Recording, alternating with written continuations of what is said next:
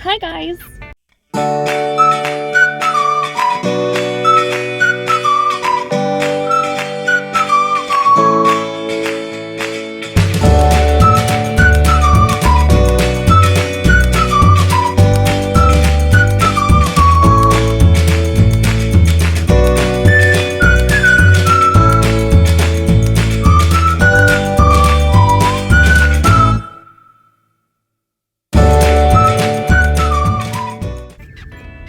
I just got off of work and I am heading to Kaiser now to do the blood work. It is Tuesday and my appointment is tomorrow.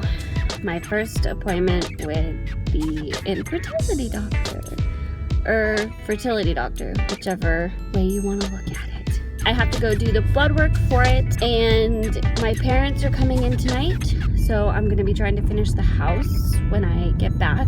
My mom will probably be the one that goes in with me, and Andrew is planning to also. And now I get to go have a needle poked in my arm.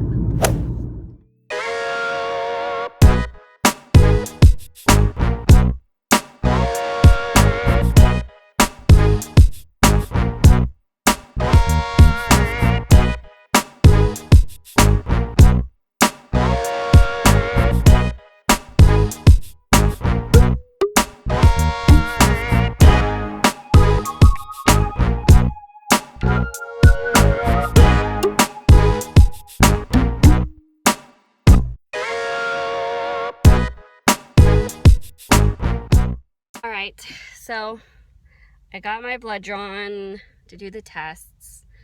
They had to take like 12 vials of blood because I did my thyroid level check along with all of the fertility hormone level testing, and that's all that this was. There was also like 2 or 3 tests for certain diseases, I guess, to make sure I don't have random diseases that we don't know about before I start trying to have a baby. They test for like malaria and rubella and something else that I never actually heard what the name of it was, but they said there was others like that. I didn't get a ton of detail on what all the tests were, but they did both people. I like the person that checked me in and the person that and the phlebotomist that drew my blood said, "Oh, a lot of hormone levels." And I said, "Yeah, it's for fertility testing." And she said, "Yeah." So she had to take like 12 vials of blood. The needle was in my arm for literally like 4 minutes, 5 minutes straight. The good part is I have really great veins, so it went really great. It was fine. It just, that was a lot of blood. Yeah. So that part's done. And 2 of the tests won't be back by my appointment tomorrow, but it's not any of the hormone level ones. It's some of the disease ones that just will take a little longer because those are ones they send out, but it's fine. All of the ones I care about getting the results for by tomorrow, I'll have at the appointment tomorrow. So I'm going to go home and work on the house now that I've been stabbed. Good morning, guys. Today is the day.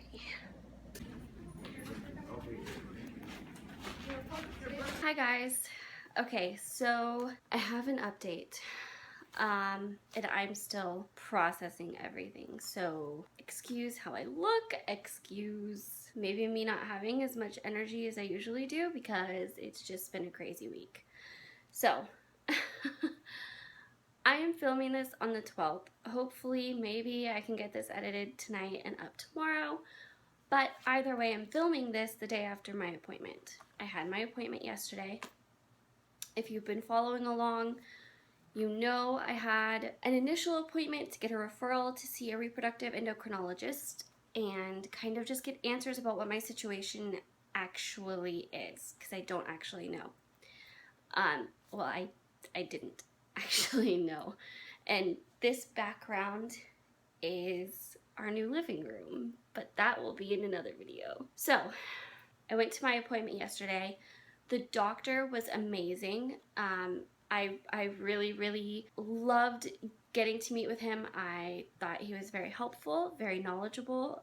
He seemed to understand my situation very well.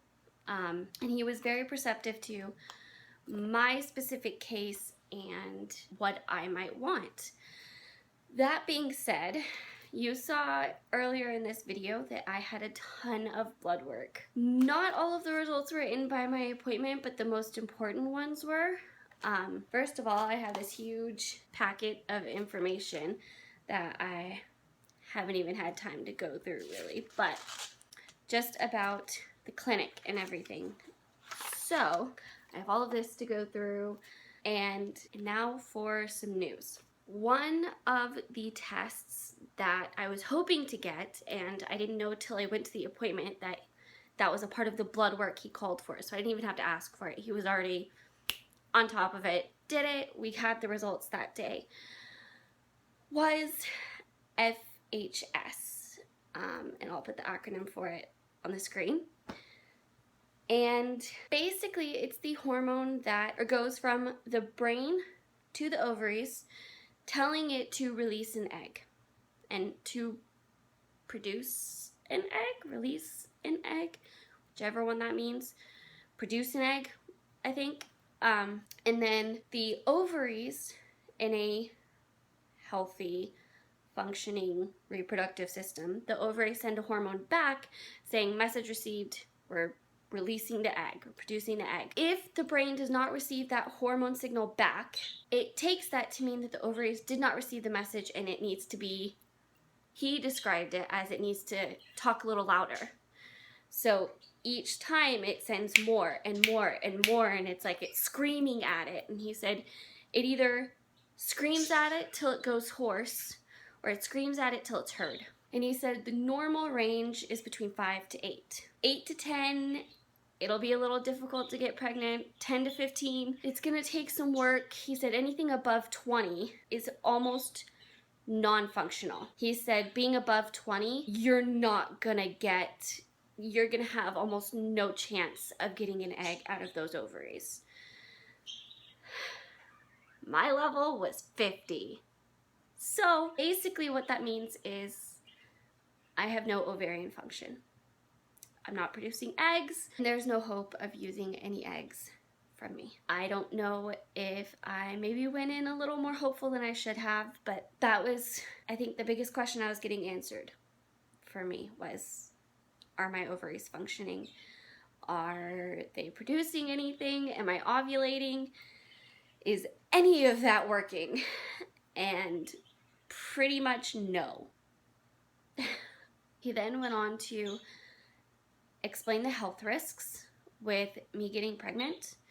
There is a heart condition that I would be at risk for, and just the mortality rate goes up because of the stress it puts on your body when you're pregnant. That is increased tenfold for me. Instead of the normal less than 1% chance, I have 2% chance.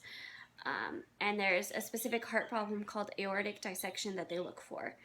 And that is the biggest concern. And I did get another question for the health risks answered too, because I asked, if you've never had a history of heart problems before, can it still occur? And he said, yes, you don't have to have it beforehand to have it become a problem while you're pregnant. Just literally because of the stress that being pregnant puts on your body. The rest of what he told me was a lot of information also. It's everything I have been trying to process the most. I think having no ovary function, or having my ovaries not functioning, was expected, but it does still hurt. I finally had it confirmed that I am not going to be able to use any of my own eggs. That's a little bit of a grieving process for me because I had never had that confirmed before. It had always just been a question and a major likelihood, but we really did not know. And that's why I was doing this. The next part was a lot of new information that paints a much bigger picture than I even could have fathomed it becoming. So he went on to say that while we could not use my eggs, he said he wouldn't even put the resources. While we could not use my eggs, that does not mean I am incapable of carrying through a pregnancy. And he wants to do some tests to make sure of some health stuff for me first, just for his peace of mind. But He expects me, with my medical history, to pass all of it and be a great candidate for IVF with egg donation. Now comes the tricky part. So the way it would work is we would choose an egg donor. They would get both of us prepared through a lot of different processes. We would get the eggs from her. They would be implanted in me, and then 9 days after that, he said, we would be able to tell, once the egg was implanted, if it was successful and I became pregnant. With using an egg donor and having them live produce eggs for us to use, basically fresh eggs is what he called it, that is way expensive, but it gives you the biggest success rate. Using frozen eggs goes from a 70% chance success rate with a live egg donor to 50% success rate with frozen eggs from an egg bank. That is cheaper, but you also probably have to do it more because there's not as high of a success. But all of the eggs they get from her are then ours from there on. So we wouldn't have to do that whole process again if we were to try for a second baby. So the whole process becomes cheaper after that first big initial journey. But that journey is very, very expensive. Like, more expensive than I even imagined. Like about twice what I thought it would be. And that's all from getting the eggs, really is the biggest cost. So there's a lot to think about with that. I mean, there is a little bit of nervousness with how the test results will come out for me passing to be able to carry, but he's pretty confident, I'm pretty confident in my medical history that I will pass and I will be cleared to carry, and I will just be watched very, very closely when we get to that point. So now, what this means.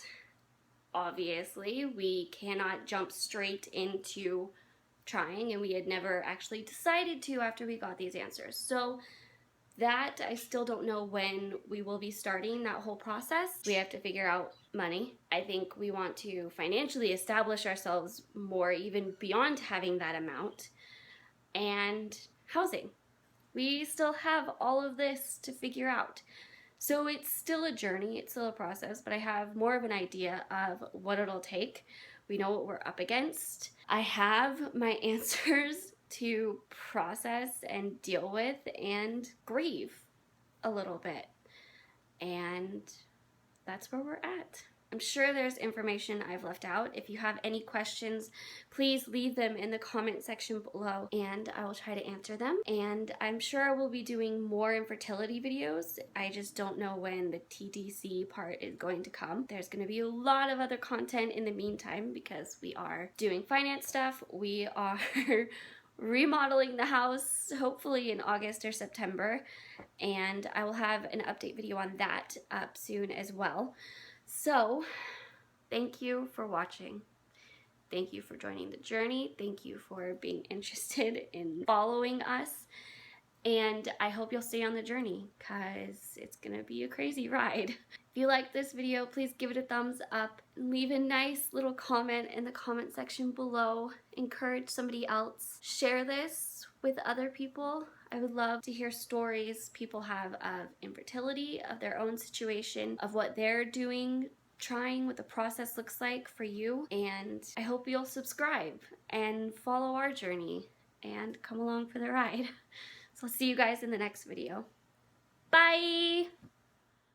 Okay, so I actually had planned on doing a different topic for this week's Mental Monday, and it's a Saturday, and I had not planned on even filming the Monday video today, although I probably should have. I am having a Mental Monday moment, and I just have something that I want to get out and talk about.